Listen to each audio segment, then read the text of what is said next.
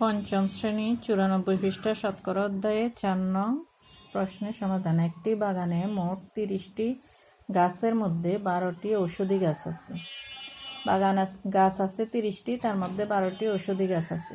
তাহলে বাগানে শতকরা কতটি ঔষধি গাছ আছে?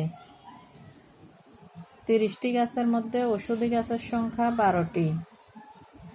একটি গাছের মধ্যে ঔষধি গাছের সংখ্যা 30/12। একটির মধ্যে কম আছে, এজন্য ভাগ। এখন শতকরা যেহেতু বলছে, এজন্য 100। 100টি চারা গাছের মধ্যে ঔষধি গাছের সংখ্যা 30/12 গুণ 100। 100টির মধ্যে গাছের সংখ্যা আরও বেশি হবে, এজন্য গুণ। আর গুণ হলে উপরে বসে। এখন কাটাকাটি, নিচে 0, উপরে 1 শূন্য, কাটা।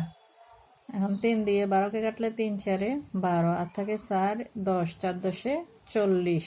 40% গাছ। উত্তর, শতকরা 40টি ঔষধি গাছ আছে।